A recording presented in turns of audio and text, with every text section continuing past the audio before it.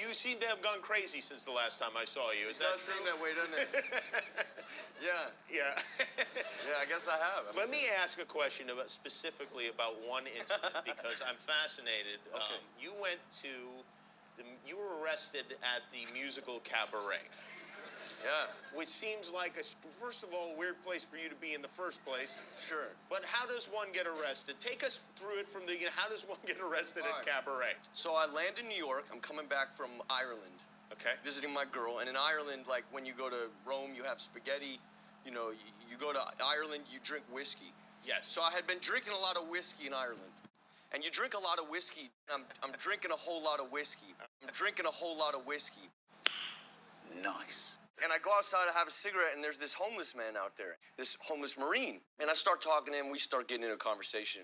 And then a woman runs up and starts taking pictures of me with her cell phone, and it trips him out. And I'm 3 sheets to the wind, and I can't really calm him down. He starts running down the road after like 30 minutes of conversation.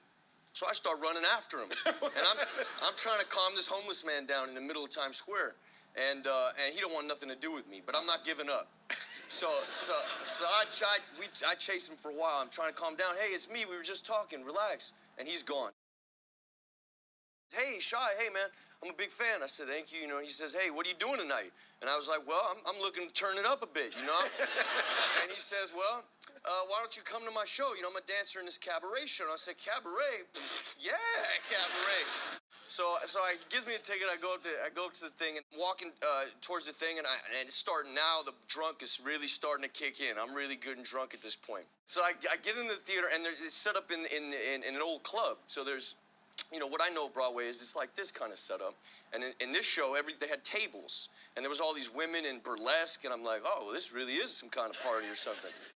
So I'm walking to my seat, and on the way to the seat, I see that there's this bar over here, and I go, oh, yeah, sure, I'll have another drink, because I need one.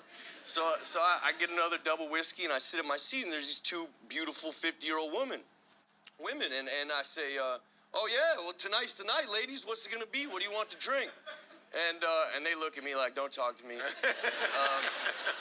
So I take it as a sign that they want exactly what I'm drinking. So I turn around, I go back to the bar, and I get 2 more double whiskeys.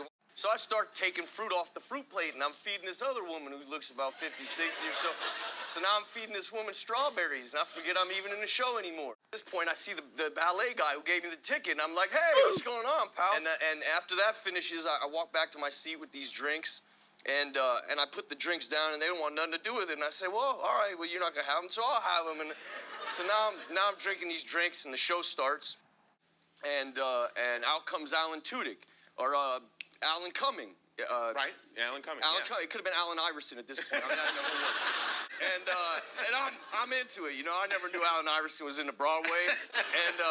And he's smoking a cigarette. So I go, oh, he's got kind of party. Perfect. I want to have a cigarette too. I'm just seeing Alan Iverson in leather pants. And he walks past me, and I give him a slap on the ass because I think he deserves it. And he's seducing me. I mean, he's the sexiest man I ever seen. I'm thinking, you know, and I don't just slap, but I slapped and grabbed him. Like I grabbed the whole cheek because I wanted the party right here in my pants. And so he finds a way to wiggle out of my Hercules grip. And I'm a little disappointed about it, so I think it's time to have another cigarette. So I start having a cigarette, and the security guard comes up and says, can you put the cigarette out? No problem.